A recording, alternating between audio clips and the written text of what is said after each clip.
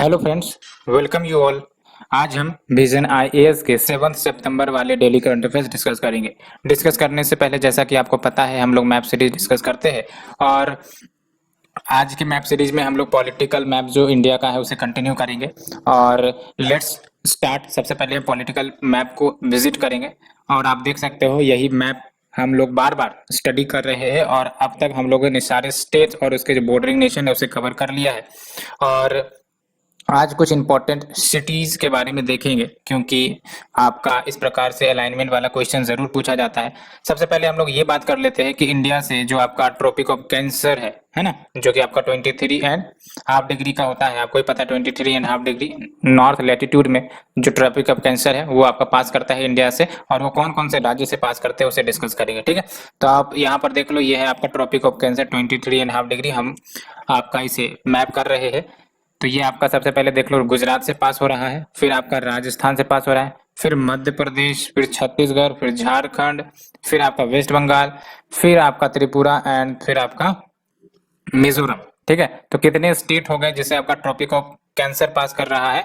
एक, दो, तीन, चार, पाँच, छह, सात, आठ, कुल मिलाकर 8 ऐसे राज्य हैं जहां से आपका ट्रॉपिक ऑफ कैंसर पास करता है।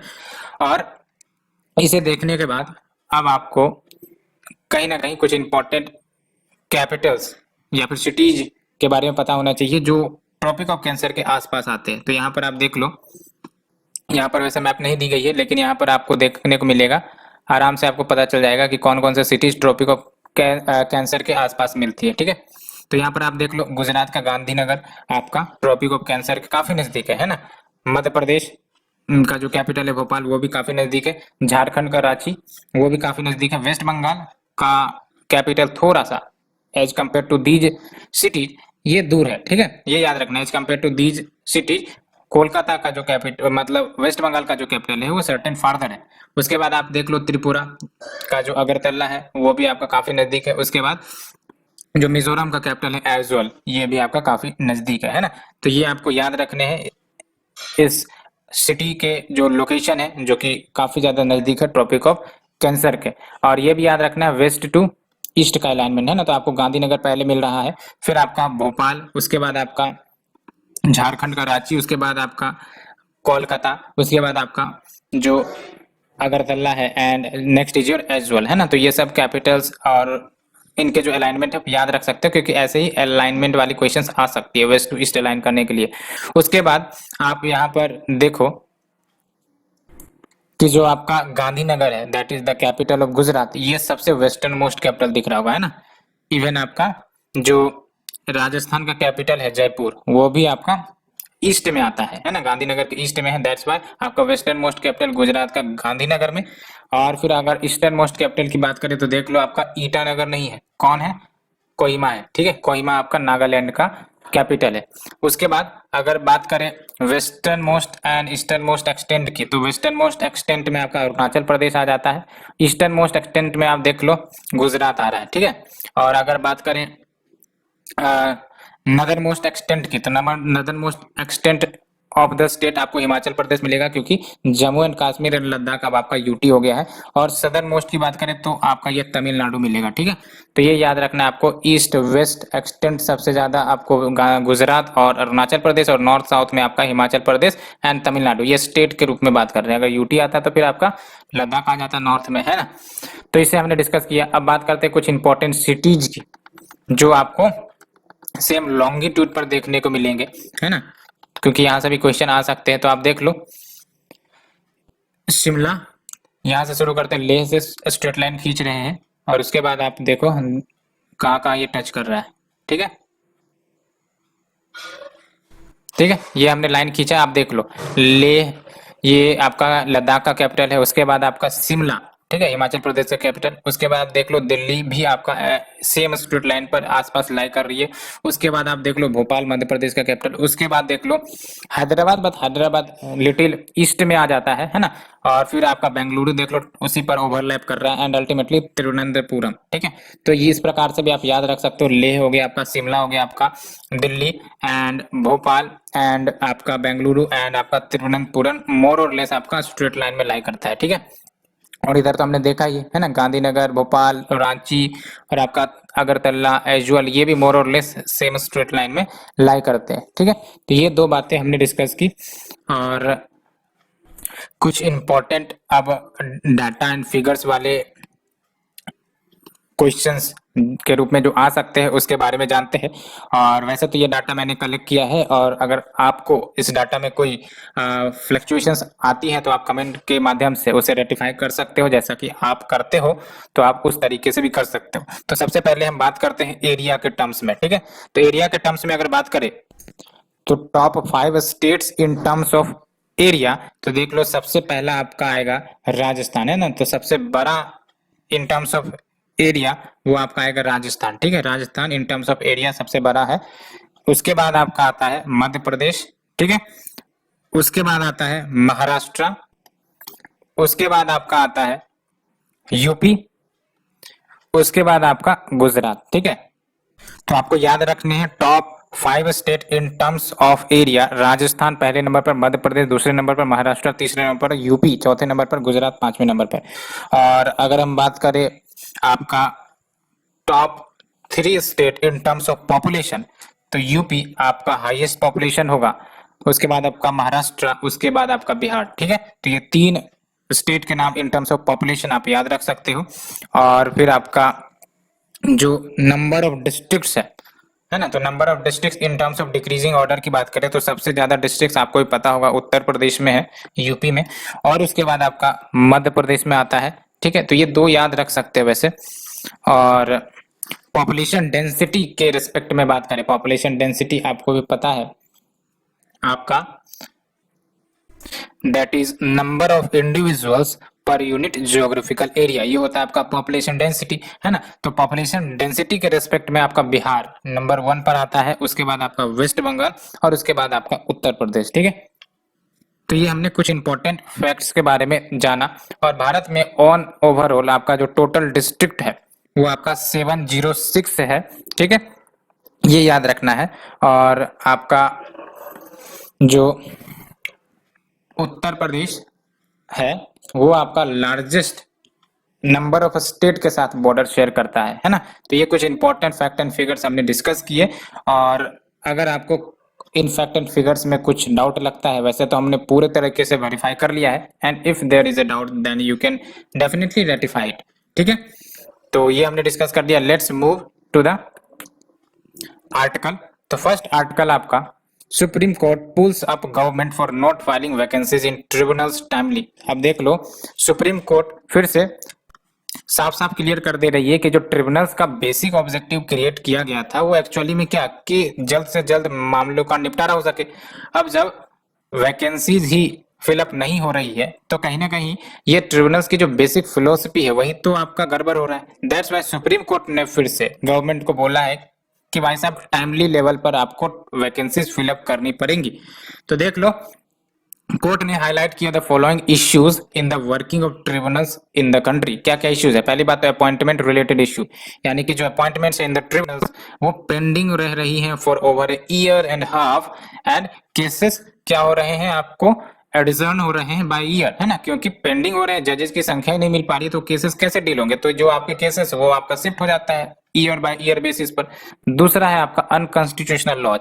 कोर्ट ने हाईलाइट किया है कि जो आपका ट्रिब्यूनल रिफॉर्म्स एक्ट 2021 है जो गवर्नमेंट लेकर आई है, इसमें आपके ऐसे प्रोविजंस है ना, जो पहले के जजमेंट में सुप्रीम कोर्ट ने स्ट्राइक डाउन कर रहे हैं। ठीक है, स्ट्राइक डाउन कर चुके हैं, लेकिन फिर भी इनडायरेक्टली गवर्नमेंट एक्ट के माध्यम से उन प्रोविजन को फिर से लेकर आ रही है। ठीक है, तो ये आपका दूसरा इश्यू आ रहा है, अनकॉन्स्टिट्यूशनल लॉज जैसे प्रोविजंस जो है वो आपके इस एक्ट में लाए जा रहे हैं। और इसका कुछ एग्जांपल भी है। फॉर एग्जांपल ये जो 2021 एक्ट लाया गया है, इसकी बात हमने अभी की, ट्रिब्यूनल्स रिफॉर्म एक्ट 2021 वाली, इसने 9 की ट्रिब्यूनल्स को एबोलिश कर दिया है। तो कहीं ना कहीं ये जुडिशियल इंडिपेंडेंसी के ऊपर थ्रेट का मामला देखने को मिल रहा है। और इसे होगा क्या, गवर्नमेंट को वाइड पावर दिया जा रहा है इस एक्ट के माध्यम से regarding the appointment service condition salaries of members of की ट्रिब्यूनल। तो इससे क्या होगा, है ना, इससे तो आपका जो बेसिक फिलोसफी है separation of executive from judiciary, जो आपका आर्टिकल 50 में डील करता है, वही वायलेट कर रहा है ना। दैट्स वाई ये आपका अनकॉन्स्टिट्यूशनल कहलाएगा। क्यों? क्योंकि आपका देख रहे हो जजमेंट या जो जजेज है उसका अपॉइंटमेंट सर्विस कंडीशंस सैलरीज, कहीं ना कहीं इन सब मामले में गवर्नमेंट भी हस्तक्षेप कर सकती है इस एक्ट के माध्यम से। तो ये कहीं ना कहीं इंडिपेंडेंस ऑफ जुडिशरी पर आपका खतरा हो सकता है। एंड अगर हम ट्रिब्यूनल्स के बेसिक की बात करें तो ये आपका क्वासी जुडिशियल इंस्टीट्यूशन है जिसका मकसद ही होता है कि जो प्रॉब्लम्स है such as resolving the administrative disputes and reducing the workload of traditional judiciary, ये सब में काम करे। एंड याद रखना है आपको, tribunals were not a part of original constitution, यानी कि जब संविधान बना था तो ओरिजिनल कॉन्स्टिट्यूशन में ट्रिब्यूनल जैसे कंसेप्ट नहीं थे, ठीक है। इसको बाद में डाले गए हैं जब स्वरण सिंह कमेटी का रिकमेंडेशन आया था by the 42nd amendment act 1976। तो याद रखना आपको, ट्रिब्यूनल जो डाले गए हैं आपका 42nd अमेंडमेंट एक्ट के माध्यम से डाला गया है।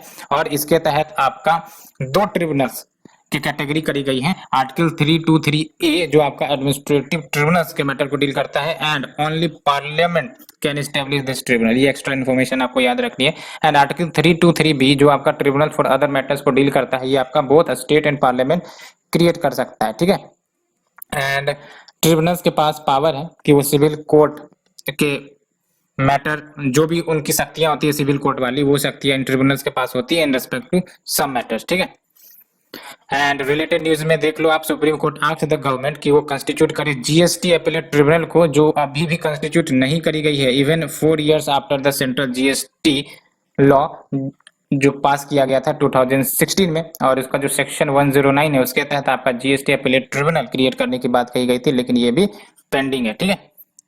Next is your centre to raise farmers database from 5.5 crore to 8 crore by December end. तो देख लो, एग्रीकल्चर को डिजिटल टेक्नोलॉजी के साथ लिंकअप करने के हेतु as well as scientific research and knowledge, तो उसके लिए आपका नेशनल फार्मर्स डेटाबेस ये मिनिस्ट्री ऑफ एग्रीकल्चर के द्वारा क्रिएट की गई है। और ये डाटाबेस को और ज्यादा एक्सपेंड किया जाएगा। अभी तो 5.5 करोड़ फार्मर्स इस डाटाबेस से रजिस्टर्ड है, उसको 8 करोड़ तक लाया जाएगा by December 2021 with the help of state, and it will allow its linkage to state land record data. और ऐसा काम कर्नाटक ने किया भी है। एंड ये जो डाटाबेस है ये क्रिएट करी जा रही है by taking the data from existing schemes, जैसे ये सब जो पीएम किसान के बेनिफिशियरीज हैं, सॉइल हेल्थ कार्ड के तहत जो रजिस्टर्ड फार्मर्स है, वो सब के ऑलरेडी एग्जिस्टिंग डाटा को यूटिलाइज करके, है ना, फिल्टर करके इसके आपके डाटाबेस को क्रिएट किया गया है, एज वेल एज जो प्राइम मिनिस्टर फसल बीमा योजना वाली डाटाबेस है, ठीक है। तो इन सबों का फिल्टर करके आपका ये डाटाबेस तैयार किया जाएगा। एंड ये जो डाटाबेस है इसका ऑब्जेक्टिव क्या है? तो basically to serve as the core of agristack which is a collection of technology based interventions in agriculture using federated farmers database। और इसकी मदद से आपका इनोवेटिव एग्री फोकस सॉल्यूशन लेकर आई जाएंगी by leveraging the emerging technology, ठीक है।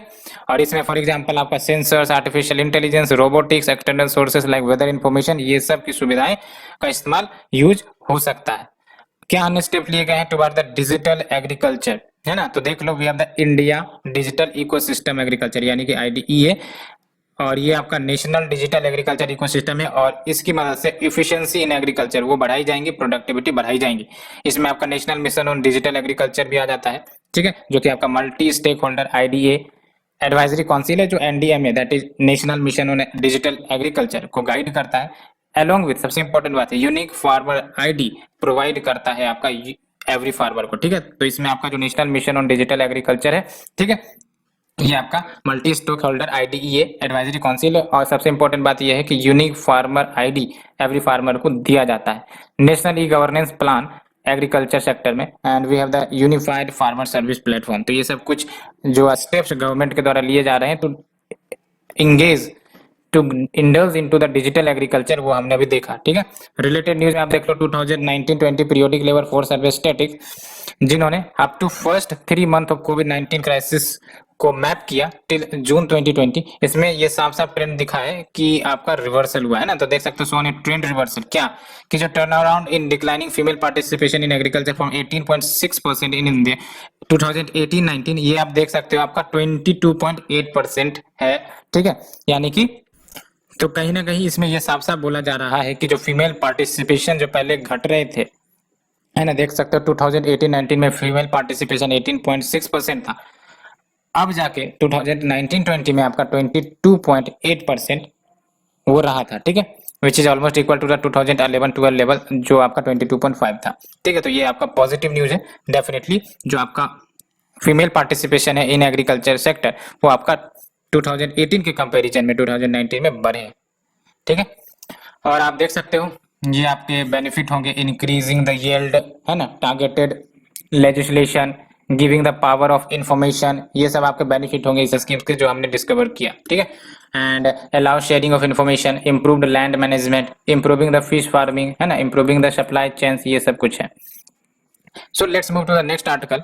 Government proposes a new code of conduct for committee of creditors under the insolvency and bankruptcy code. क्या है ये, देख सकते हैं ये जो स्टेप है वो आपका जब पार्लियामेंट्री पैनल ने ये जो इश्यू रेज करी थी disproportionately large and unsustainable haircuts वाले में, है ना, तो अब ये आपका स्टेप लिया गया है। तो जब हम बात करते हैं हेयर कट, नाम से ही पता चल रहा है हेयर कट, है ना, तो इसका मतलब क्या हुआ कि आपका लेट से कि कोई कोलेट्रल है उसकी वैल्यू आपका 100 रुपीज है ना, और वो बेसिकली उसको lower than the market value के रूप में रिप्रेजेंट करवाया जाएगा तो आपका हेयर कट होगा, है ना। तो एक प्रकार से जो आपका एसेट की ओरिजिनल वैल्यू होती है उससे कम अगर आ रहा है उसका जो इनकम है कह सकते हो, तो वो आपका हेयर कट होता है ना। तो haircut refers to lower than market value placed on an asset being used as a collateral for a loan, ठीक है, यही होती है। और code of conduct for COC ये आपका प्रमोट करेगा transparent and fair working of committee of creditors and साथ ही साथ उसको मोर अकाउंटेबल बनाएगा to the resolution process under the IBC code 2016। और अगर हम बात करें कमिटी ऑफ क्रेडिटर्स की तो इसमें आपके फाइनेंशियल क्रेडिटर होते हैं, है ना, फाइनेंशियल क्रेडिटर यानी कि जो क्रेडिट प्रोवाइड करते हैं, ठीक है, टू द कॉर्पोरेट डेब्टर और the operational creditors in the absence of unrelated financial creditor. And ये आपका रेजोल्यूशन प्लान अप्रूव करता है ना, लेकिन रेजोल्यूशन प्लान जो अप्रूव किए जाएंगे फॉर द इंसॉल्वेंसी, है ना, सॉल्यूशन, तो उसके लिए 66% की वोटिंग जरूरी है, ठीक है, ये इंपॉर्टेंट बात है, ये 66% की वोटिंग जरूरी है। एंड इसका रूल काफी इंपॉर्टेंट है for a timely and successful resolution for a CD यानी कि कॉर्पोरेट डेब्टर। एंड अगर हम बात करें आईबीसी 2016 जो आपका लाया गया था, है ना, ये आपका बैंक्रप्सी कोड है and it is a one stop solution for resolving the insolvency. और इसमें आपका सबसे इंपॉर्टेंट बात जो इंटरेस्ट है स्मॉल इन्वेस्टर्स को उसको प्रोटेक्ट किया जाता है and makes the process of doing business less combustion, है ना। तो अगर टाइमली रेजोल्यूशन हो सकता है इंसॉल्वेंसी वाले इश्यूज का जो भी आपकी कॉर्पोरेट वाली कंपनी सब होती है, तो डेफिनेटली ये आपका जो एक तो बैंकों के एनपीएस सब है वो सब भी ठीक हो जाएंगे, साथ ही साथ टाइमली रेजोल्यूशन के बाद जो कंपनीज है वो भी पता चल जाएगा कि वो क्या उसको खत्म करना है या फिर उसको रीस्ट्रक्चर करना है ना। And IBC provide for a time bound process for resolving insolvency in companies and individuals and outcome of code however has been a mixed one, ये हमने देखा भी। और बेसिकली ये बातें देख सकते हो, मिक्स्ड आउटकम ये है कि देख लो total bankruptcy cases closed under IBC so far, ये देख लो 2653 है और इसमें अबाउट 1277 का लिक्विडेशन हुआ है ना, लिक्विडेशन यानी कि, और जो बच्चे हैं आपके 1028 इसको क्लोज कर दिया गया on appeal review settlement and withdrawal के नाम पर, ठीक है।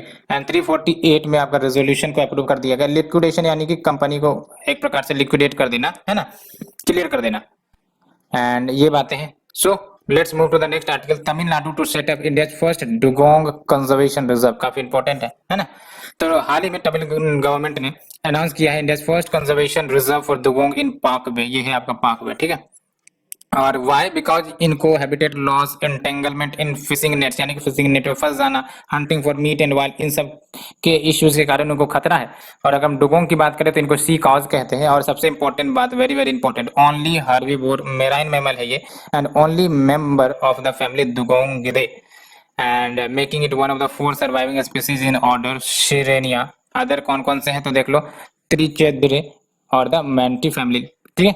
एंड ये आपका वल्नरेबल कैटेगरी में है एज पर the IUCN schedule 1 of wildlife protection act में है, एज वेल एज साइट्स के अपेंडिक्स 1 में, and they are mainly found in shallow area as they survive mainly on the sea grasses, ठीक है। And the live in groups and, हाँ वही बोल रहे हैं कि ये आपके ग्रुपिंग्स में रहते हैं एंड ये सरफेस पर आते हैं to breathe with distinct dolphin like tail and have memory glands, ठीक है। एंड लाइफ स्पैन की बात करें तो देख लो 70 ईयर्स या मोर तक के इनके लाइफ स्पैन हो सकते हैं। और फीमेल डुगोंग्स ब्रीड एवरी 2.5 से 7 ईयर्स विथ जेस्टेशन पीरियड आपका 13 से 15 मंथ्स का होता है, ठीक है। एंड नर्सिंग पीरियड देख लो अराउंड 18 मंथ्स होते हैं, तब जाके आपके ये जो दुगों के जो आपके चाइल्ड है वो आपका स्ट्रॉन्ग होता है, निकलता है, ठीक है। एंड इट्स क्लोजेस्ट रिलेटिव कौन है आपका, स्टेलर सी कॉ, और ये हंट करी गई थी to extinction in the 18th century, that's why, है ना, इसलिए इस प्रकार की घटना फिर से ना आ जाए इसलिए कंजर्वेशन एफर्ट्स लिए जा रहे हैं। ये है आपका तमिलनाडु कोस्ट, ठीक है, और ये आपका पाक वे, ये आपका गल्फ ऑफ मन्नार, ठीक है, और ये आपका पाक स्ट्रेट, और ये आपका श्रीलंका। तो इसे डिस्कस कर लिया। कंजर्वेशन एफर्ट्स देख लो क्या क्या लिए जा रहे हैं। तो ministry of memorandum of understanding basically agreement होता है on conservation and management of dugongs and their habitats by UNEP and conservation of migratory species, ये सब स्टेप लिए जा रहे हैं, ठीक है। और इंडिया ने इसे 2008 में साइन किया था and formed a task force for the same and dugong and sea grass conservation project by global environment facility and UNEP for 8 countries in the Indo Pacific region excluding India, ठीक है। तो देख लो dugong and sea grass conservation project कौन लेकर आया है, GEF and UNEP, और 8 कंट्रीज के लिए, कहां पर, इंडो पैसिफिक रीजन में, और इंडिया इसमें शामिल नहीं है, ठीक है। Let's move to the next article.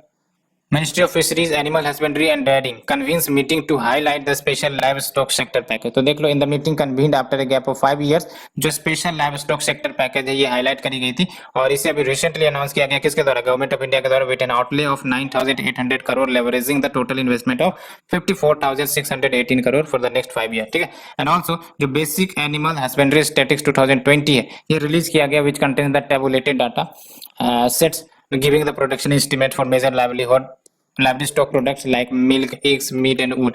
तो basically along with that portal for national livestock mission ये भी लॉन्च की गई। और अगर हम बात करें नेशनल लाइवस्टॉक मिशन की, तो ये आपका development of livestock sector to enhance the level of nutrition and standards of living of livestock keepers as well as farmer and other government scheme जो लिए जा रहे हैं टू प्रमोट दिस सेक्टर। तो देख लो वी हैव द राष्ट्रीय Gokul mission and इसके तहत आपका ब्रीड इंप्रूवमेंट एक्टिविटी है ना, and we have the national programme for dairy development, और ये आपका इनहांस करता है quality of milk and milk products and increase the share of organised milk procurement.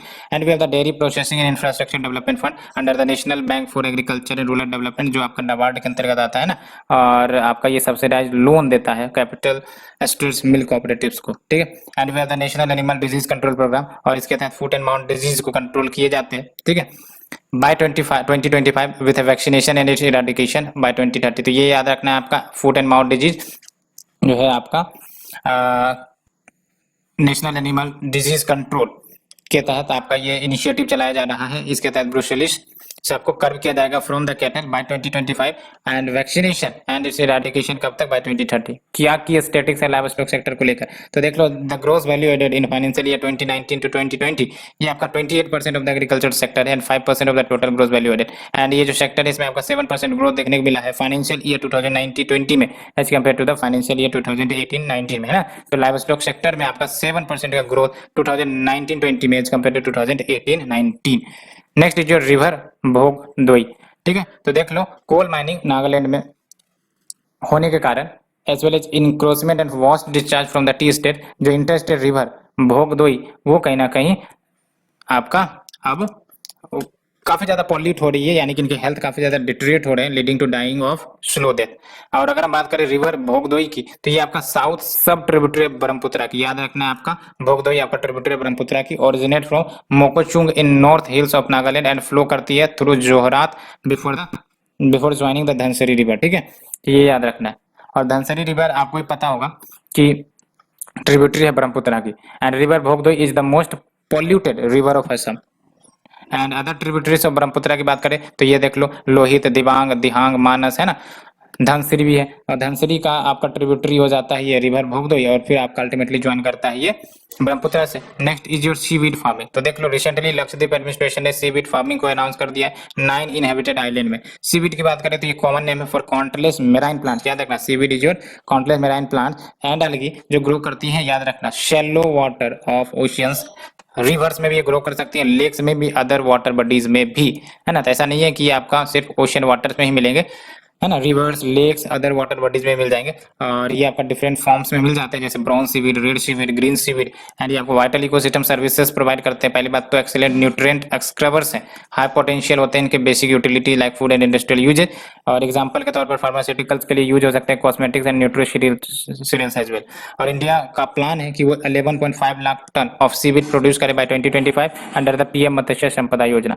Next is Bhitarkanika national park, German government agency, ये आपका mangroves and biodiversity को conserve करेगी, जो भी ओडिशा के भितरकनिका नेशनल पार्क है, जो कि आपका इंडिया का सेकंड लार्जेस्ट मैंग्रोव फॉरेस्ट है। ठीक है, पहला तो आपका सुंदरबनी है। और it is supported by international climate initiative of German federal ministry for environment, nature conservation and nuclear safety. Objective of the project की बात करें तो to support the implementation of livelihood oriented conservation, साथ ही साथ रिस्टोरेशन एक्टिविटीज भी करो, as well as train the community members in alternative sustainable livelihood. और अगर हम बात करें बीएनपी भितरकनिका नेशनल पार्क, तो ये आपका रामसर साइट है, located in estuary of Brahmani, Baitarani, Dhamra Mahanadi river system. Next is your pollen calendar. ठीक है, तो department of community medicine and school of public health PGIMER Chandigarh has developed the first pollen calendar for Chandigarh city. और pollens की बात करें तो ये आपका मेजर आउटडोर एयरबोर्न एलर्जेंस जो आपका asthma, atopic dermatitis in humans cause करवाते हैं। पोलन आपका फाइन येलोइश पाउडर होते हैं। ठीक है, एंड ये ट्रांसपोर्ट किए जाते हैं plant to plant by the wind, birds, by insects और by the animals as well. Pollen calendars ये आइडेंटिफाई कर सकते हैं पोटेंशियल एलर्जी ट्रिगर्स को and provide a clear understanding for clinicians as well as allergy sufferer. Next is your Manda buffalo. तो recently national bureau of animal genetic resources recognise the Manda buffalo as the 19th unique breed of buffalo in India, है ना। और ये आपका eastern घाट में मिल जाते हैं, कौन, Manda buffalo, and plateau Koraput region of Odisha, है ना। और जो मांडा बफेलो है ये आपका लेस प्रोन टू डिजीज है and resistance to parasitic infection, ये काफी इंपॉर्टेंट फैक्ट है ना।